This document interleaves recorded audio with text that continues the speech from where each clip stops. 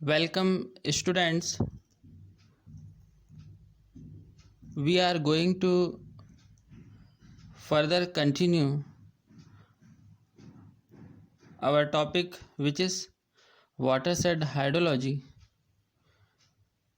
Now, today we will discuss about hydrologic cycle.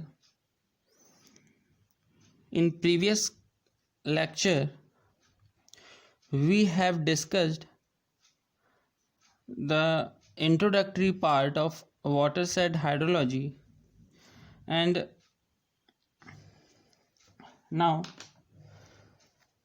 hydrologic cycle.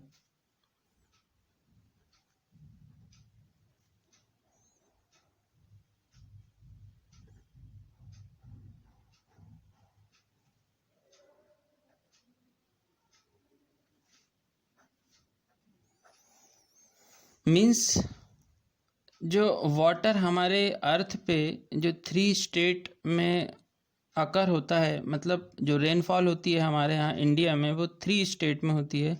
जो हमारे यहाँ water है, जो रेनफॉल है, वो एक तो लिक्विड स्टेट, सॉलिड स्टेट और गैसियस स्टेट।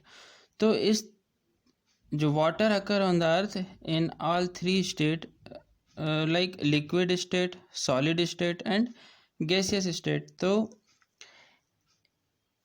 और उसमें वेरियस डिग्री ऑफ मोशन होता है। डिग्री ऑफ मोशन मीन्स ये हम इस फिगर के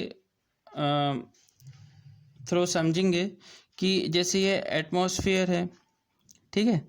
एटमॉस्फेयर से जो रेनफॉल के फॉर्म में हमारे पास वाटर आया, ठीक है। मिस्ट के फॉर्म में हमारे पास वाटर आया, रेन आई। हेल के फॉर्म में रेन हुई हमारे एटमॉस्फेयर में, स्लीट के फॉर्म में रेन हुई, स्नो के फॉर्म में रेन हुई, ड्यू के फॉर्म में रेन हुई, फ्रॉस्ट के फॉर्म में रेन हुई। तो इसके बाद में फिर क्या हुआ, जब रेन अकर होती है हमारे एटमॉस्फेयर में, उसके बाद में फिर क्या होता है, सब सरफेस डिटेंशन एंड इंटरसेप्शन। सब सरफेस डिटेंशन एंड इंटरसेप्शन हम अभी इसकी डेफिनेशन देखेंगे। और ये जो पूरा का पूरा जो सर्कुलेशन है वाटर का, इसके सेंटर में सन है। सन ही वो फोर्स, प्लेनेटरी फोर्स डेवलप करता है solar in the form of solar energy, जिसके कारण ये जो वाटर का जो मूवमेंट है, जो फ्लो है, जिसको हम हाइड्रोलॉजिक साइकिल बोल रहे हैं, ये कंप्लीट होता है। अगर सन से एनर्जी अगर नहीं आएगी तो ये साइकिल कंप्लीट नहीं होगी। तो sun is most important thing to complete this cycle. So जैसा कि हमने अभी बताया कि हमारे प्लेनेट में, हमारे अर्थ में 3 फॉर्म्स होते हैं वाटर के, gaseous, liquid and solid form, and it circulated mainly by solar and planetary forces. The sun provides the energy for the evaporation of sea water, ठीक है। सी वाटर जो है, और जो भी अर्थ में जो वाटर बॉडीज हैं उसका जो इवेपोरेशन है, उसको एनर्जी, इवेपोरेशन के लिए एनर्जी कौन प्रोवाइड करता है, हमारा सन। And earth gravitational field and Coriolis force contributes to the circulation of water. Simple सी बात है, जहाँ पे हमारा जो वेव है, विंड है, कहाँ से कहाँ फ्लो होती है, हाई प्रेशर से लो प्रेशर की तरफ फ्लो होती है। तो इसको हम कोरियोलिस फोर्स बोलते हैं। जब ये फ्लो होती है तो एक कोरियोलिस फोर्स लगता है, वो हम जियोलॉजी का पार्ट है, उस पर हम ज़्यादा नहीं जाएंगे। कोरियोलिस फोर्स हम सिर्फ यहाँ इतने ही जान लेते हैं कि जो मूवमेंट ऑफ विंड है वो कहाँ से कहाँ पे फ्लो होती है, high vapour pressure to low vapour pressure.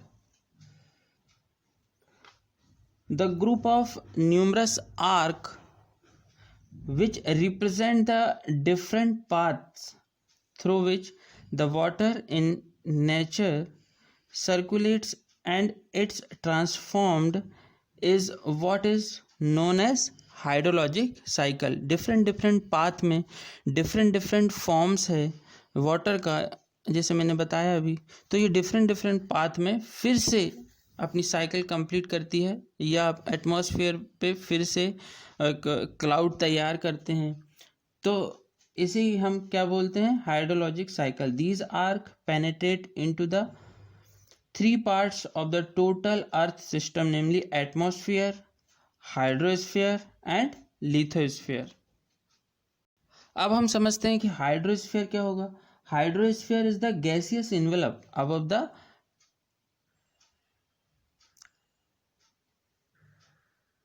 Hydrosphere. तो जो atmosphere is the gaseous envelope above the hydrosphere. Hydrosphere मतलब जो वाटर बॉडीज हमारे अर्थ पे है उसके ऊपर जो है एक गैस का एनवेलप है, उसको हम क्या बोलेंगे? एटमॉस्फेयर। और हाइड्रोस्फीयर किसको बोलेंगे? Hydrosphere is the body of water that cover the surface of earth. ठीक है, ये छोटी छोटी बात हम सीख के समझ के आगे बढ़ते हैं, इससे हमारा बेसिक क्लियर होगा, ताकि आपको जब हम आगे बड़ी चीज़ें पढ़ें, कुछ कॉम्प्लिकेटेड चीज़ें पढ़ें, तो आपको अच्छे से समझ में आएगा। तो हाइड्रोस्फीयर क्या हो गया? एक वाटर बॉडी हमारे अर्थ सरफेस पे। लिथोस्फीयर क्या है? Lithosphere is the solid rock below the hydrosphere, जो अर्थ के अंदर होता है, जो अर्थ रॉक होती है, बेड रॉक होती है ना। एक्यूफर्स पढ़ेंगे हम। The activities of water extend through the three parts of the earth. जो एक्टिविटीज़ है वाटर की, the activities of water extend through these three parts of the earth system from an average depth of about 1 kilometer in the lithosphere to a height of about 15 kilometer in the atmosphere। हम ऐसा समझ लेते हैं कि hydrologic cycle का जब कोई भी साइक्लिक फॉर्म में हम किसी भी चीज़ को पढ़ते हैं तो उसका कोई बिगिनिंग नहीं होता और ना ही कोई एंड होता है। तो हम ये समझ लें कि hydrologic cycle has no beginning or end, as the water in nature is continuously kept in cyclic motion. For the purpose of description the cycle may be visualize to commence with the precipitation. अगर हमको इसको समझना है तो हम हमारे समझने के पॉइंट ऑफ व्यू से हम ऐसा समझ सकते हैं कि जहाँ से प्रेसिपिटेशन स्टार्ट होता है एटमॉस्फेयर में, वो हमारा कमेंसमेंट पॉइंट हो सकता है। ठीक है,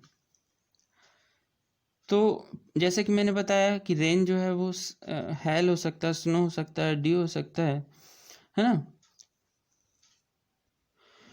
while precipitation is taking place,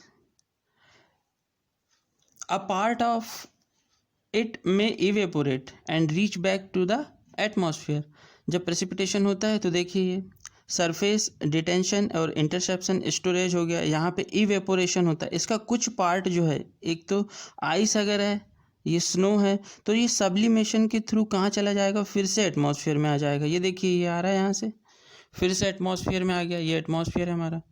यहाँ से मतलब यहाँ से यहाँ तक का जो पार्ट है, कुछ पार्ट जो है इस प्रेसिपिटेशन का, ये क्या हो जा रहा है?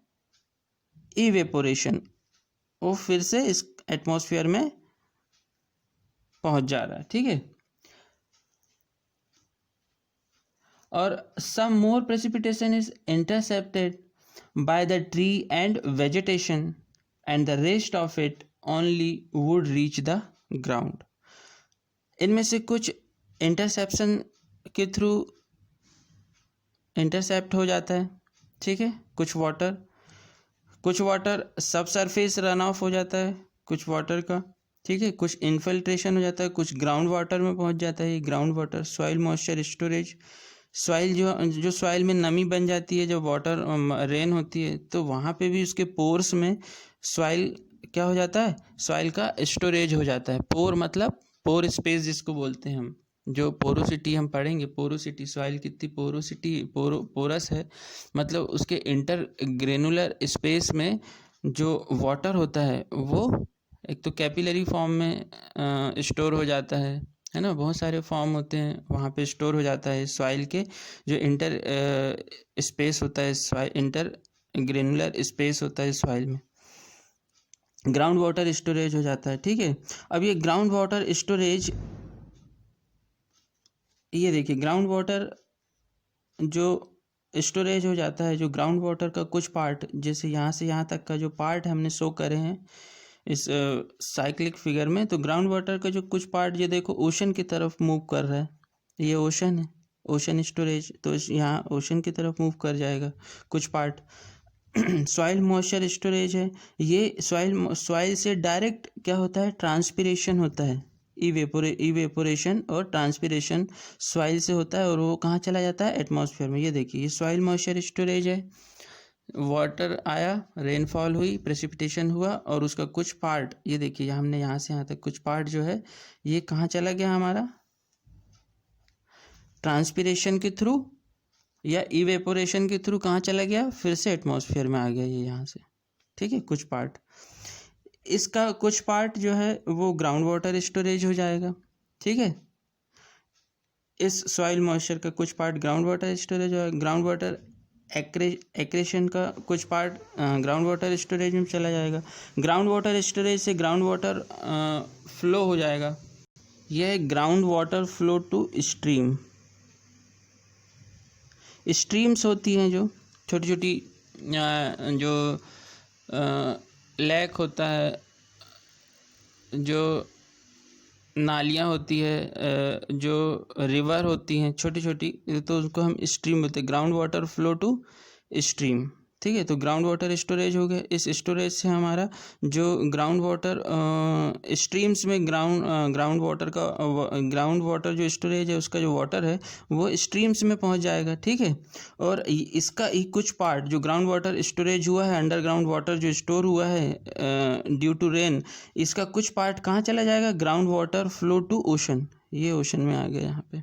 ठीक है, और ओशन फिर यहाँ से ओशन का वाटर जो है वो इवेपोरेशन फ्रॉम ओशन, यहाँ से इवेपोरेट हुआ वाटर और फिर से कहाँ चला गया, ये एटमॉस्फेयर में। तो ये हाइड्रोलॉजिक साइकिल यहाँ से ऐसे कंप्लीट होती है। मैं यदि बार बार इंटरसेप्शन और प्रेसिपिटेशन की बात करूँगा तो कंफ्यूज मत होइएगा, इंटरसेप्शन हम अभी देखते हैं क्या होता है। Precipitation is some more precipitation हुआ तो some more precipitation is intercepted by the trees and vegetation and the rest of it only would reach the ground, और कुछ पार्ट जो होता है वो इंटरसेप्टेड हो जाता है, कुछ पार्ट ग्राउंड में चला जाता है। तो intercepted precipitation eventually evaporate into the atmosphere, जो इंटरसेप्शन है वो फिर से इवेपोरेट होके एटमॉस्फेयर में चला जाता है। तो इंटरसेप्शन क्या होता है हम अभी देखते हैं। The precipitation reaching the ground surface is called throughfall. जो रेनफॉल हुई तो जो इंटरसेप्टेड वेजिटेटिव कवर जो होता है अर्थ में, उस पर जब रेनफॉल पड़ती है तो वहाँ पे लीव में वाटर जो होता है वो रिटेन हो जाता है उनकी लीव की सरफेस पे, और वहाँ से फिर बाद में, डायरेक्ट नहीं, बाद में उस लीव से वाटर कहाँ चला जाता है, ग्राउंड में। तो उसको हम क्या बोलते हैं, थ्रोफॉल। क्या बोलते हैं उसको, throughfall. The precipitation reaching the ground surface is called थ्रोफॉल।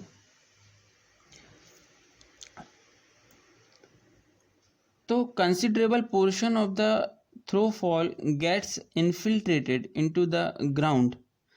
बहुत सारा जो थ्रोफॉल है वो कहाँ चला जाता है, ग्राउंड में चला जाता है, इन्फिल्ट्रेट हो जाता है, इन्फिल्ट्रेशन हो जाता है उसका। ठीक है, and that in excess of infiltration would be detained temporary on the ground before it comes overland flow and subsequently surface run of. Overland flow तो जानते हैं आप, बारिश होती है, सभी को दिखता है बारिश के समय पानी जो सरफेस के ऊपर से सरफेस से जो बहता है तो उसको क्या बोलते हैं हम, सरफेस रन ऑफ बोलते हैं, या ओवरलैंड फ्लो भी बोल सकते हैं। The precipitation falling directly over the stream, जो प्रेसिपिटेशन है और जो स्ट्रीम है, हमारी नालियाँ हैं, जो छोटी छोटी या छोटी जो नदियाँ हैं, वहाँ से जब फ्लो होता है तो हम उसको बोलते हैं क्या, channel precipitation, and it readily become run of without any delay.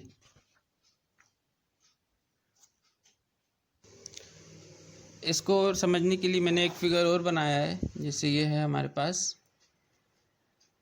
ये सन है, ठीक है, ये है हमारा अर्थ है, ये अर्थ की लाइन है, ये हमारे क्या है, माउंटेन है, ठीक है, ये वेजिटेटिव कवर है, यहाँ ये क्लाउड, ये स्नो है, ये स्नो माउंटेन पे।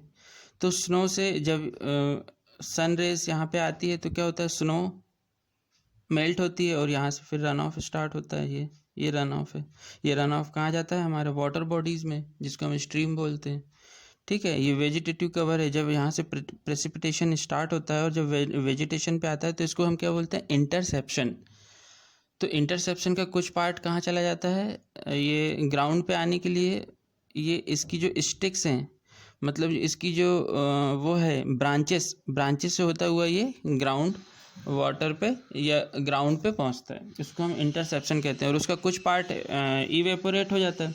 अच्छा, यहाँ से ट्रांसपिरेशन भी होता है वेजिटेटिव कवर से। ये देखो, ये ट्रांसपिरेशन होके क्या क्लाउड बना रहा है, ये क्लाउड है हमारा, ठीक है। वाटर बॉडी से भी, ये स्ट्रीम से भी ये ट्रांसपिरेशन हो रहा है, इवेपोरेशन हम जिसको बोलते हैं, ठीक है। वाटर बॉडी से इवेपोरेशन हो रहा है, सॉइल से हमारा क्या हो रहा है, इवेपोरेशन हो रहा है, प्लांट से इवेपोरेशन हो रहा है, ओशन से हमारा इवेपोरेशन हो रहा है, और क्या बना रहा है, क्लाउड बना रहा है। और फिर ये क्लाउड यहाँ से प्रेसिपिटेशन हो रहा है, फिर से हमारा इनिशियल पॉइंट पे वाटर आ गया।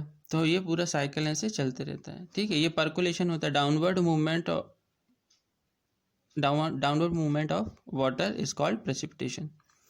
ये देखो, ये प्रेसिपिटेशन हो गया। ये एक्यूफर है, हम आगे पढ़ेंगे। एक परवियस एक्यूफर होता है और एक इम्परवियस एक्यूफर होता है।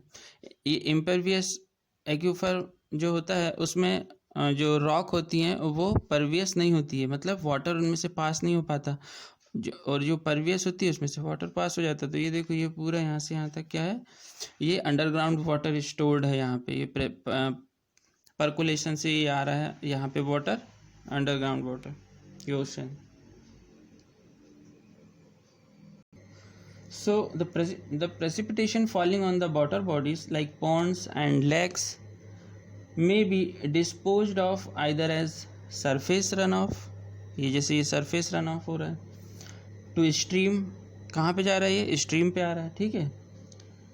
if the water body overflow or as evaporation or as infiltration, ये वाटर बॉडी अगर ये यहाँ से ओवरफ्लो कर जाएगी तो कहाँ जाएगा, इसका वाटर बाहर आएगा। तो इसके, और यहाँ से क्या होगा, वाटर बॉडीज, ये यहाँ से ये यहाँ से अगर ओवरफ्लो कर गया तो ये यहाँ पे आएगा। तो the evaporation would also be taking place from stream surface. Stream surface से भी इवेपोरेशन होता है, जैसे कि मैंने अभी बताया, ये इवेपोरेशन हो रहा है। The infiltration water may be distributed in different ways.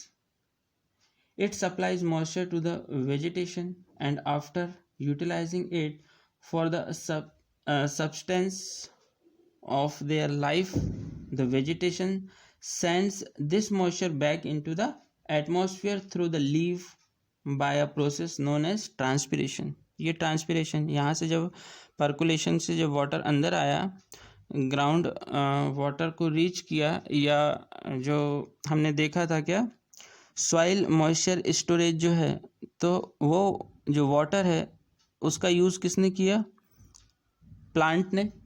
और फिर प्लांट जो है वो इवेपो ट्रांसपिरेशन करता है। इवेपो ट्रांसपिरेशन बहुत ही इम्पोर्टेंट प्रोसेस है, ठीक है, जिसके कारण न्यूट्रिएंट जो है वो प्लांट के हर एक पार्ट पे पहुंचते हैं इवेपो ट्रांसपिरेशन के कारण, ट्रांसपिरेशन के कारण।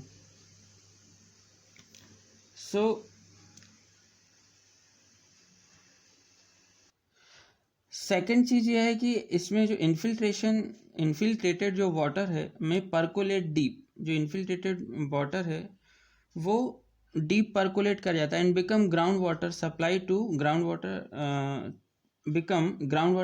To ocean. ये अगर जो परकोलेशन है ये और इन्फिल्ट्रेटेड जो वाटर है वो और डीप अगर इन्फिल्ट्रेट होता है तो हम उसको बोलते हैं परकोलेशन इन्फिल्ट्रेशन। इसकी डेफिनेशन हम अच्छे से देखेंगे आगे चल के, ठीक है। और अगर ये डीप चला जाता है अंडरग्राउंड वाटर तो ये कहाँ जाके मिल जाता है, ओशन पे, ये ऐसे ओशन पे हमारे आके मिल जाता है, ठीक है।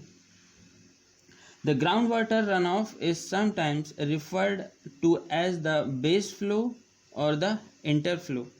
बेस फ्लो भी पढ़ेंगे हम, इंटर फ्लो भी पढ़ेंगे। The total stream flow, which is the sum of the surface runoff and the groundwater runoff, ultimately joins the ocean, where from it again evaporate into the atmosphere, thus completing the hydrologic cycle. ऐसे hydrologic cycle complete होती है. The entire cycle repeats when the atmospheric moisture precipitates on to the ground after cloud formation, जैसे cloud formation हो रहा है evaporation से, ठीक है। Thus the hydrologic cycle consist of various complicated process such as precipitation, interception, ठीक है। Interception से भी क्लाउड तैयार होता है, इवेपोरेशन से भी क्लाउड तैयार हो रहा है, अपना इवेपोरेटेड हुआ यहाँ से वाटर, जो वाटर बॉडीज़ हैं वहाँ से इवेपोरेशन हुआ। इंटरसेप्शन से भी, इंटरसेप्शन मीन्स इवेपोरेशन होता है, जो वेजिटेटिव कवर पे जो वाटर आया, रेनफॉल हुआ, वहाँ से फिर इवेपोरेशन होता है ना। तो interception, evaporation, transpiration, infiltration, percolation, storage and run of, ये सारे जो प्रोसेस हैं ये बहुत कॉम्प्लिकेटेड है और इन सब से क्या होता है, हाइड्रोलॉजिक साइकिल कंप्लीट होती है। These process are the subject of detailed, हम इसको आगे डिटेल में पढ़ेंगे।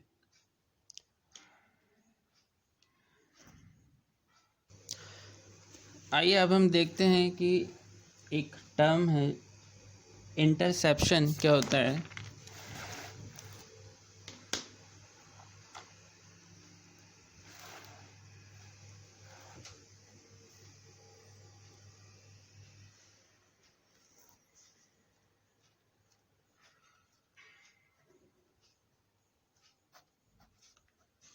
ये टर्म बहुत कंफ्यूज कर रही होगी आपको कि इंटरसेप्शन किसे कहेंगे। तो व्हेन इट रेन्स, जब रेन हुई ओवर कैचमेंट भी हम पढ़ेंगे, कैचमेंट क्या होता है ना। तो अगर हम पहले सिंपल यही समझते हैं कि जब रेन होती है तो क्या होता है, नॉट ऑल द प्रेसिपिटेशन, जो पूरा का पूरा जो प्रेसिपिटेशन है fall directly on to the ground, पूरी की पूरी जो प्रेसिपिटेशन है वो ग्राउंड तक नहीं आती है जब रेनफॉल होती है। तो क्या होता है, before it reach the ground, इसके ग्राउंड पे पहुंचने के पहले, प्रेसिपिटेशन के ग्राउंड पे पहुंचने के पहले क्या होता है, जो रेनफॉल का कुछ पार्ट है वो वेजिटेशन जो कवर है या सब्सिक्वेंटली जो वेजिटेशन कवर है वो कैच कर लेता है इसका कुछ पार्ट, एंड सब्सिक्वेंटली इवेपोरेटेड, उसका कुछ पार्ट जो है वो वेजिटेटिव कवर ने कैच कर लिया और उसको फिर इवेपोरेट कर दिया। तो the volume of water so caught is called interception. आया समझ में? इंटरसेप्शन क्या होता है, जब रेनफॉल होती है तो पूरी की पूरी रेनफॉल ग्राउंड में नहीं पहुंचती, क्योंकि वेजिटेटिव कवर भी होता है ग्राउंड में। तो वेजिटेटिव कवर जो होता है वो रेनफॉल का कुछ पार्ट कैच कर लेता है और सब्सिक्वेंटली इवेपोरेट कर देता है, उसी को हम क्या बोलते हैं, इंटरसेप्शन।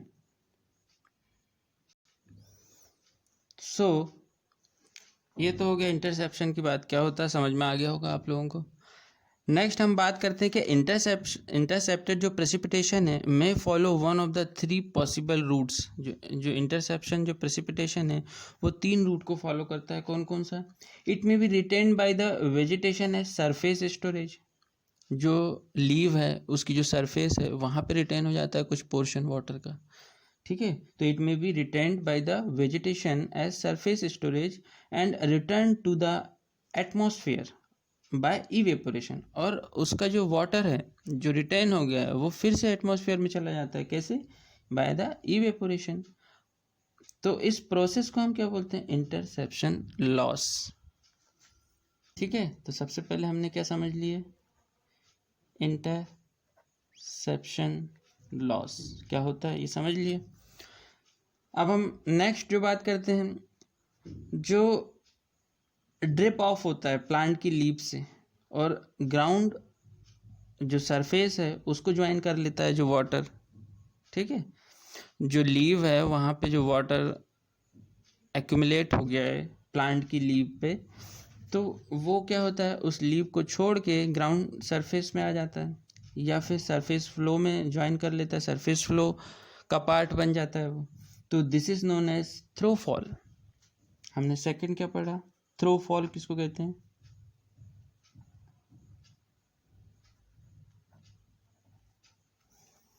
ठीक है, अब हम थर्ड की बात कर रहे हैं। The rain water may run along the leave and branches. इसके पहले मैंने बताया था जो रेन वाटर है वो रन करता है लीव से, उसकी ब्रांचेस से, एंड कहाँ जाता है वो? डाउन आता है, स्टेम पे आता है, और कहाँ? ग्राउंड सरफेस पे पहुंच जाता है। तो इस पार्ट को हम क्या बोलते हैं? Stem flow.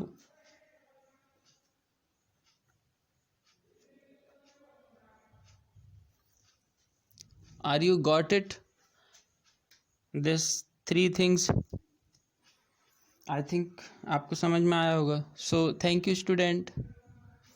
नेक्स्ट टॉपिक के साथ नेक्स्ट डे फिर मिलेंगे।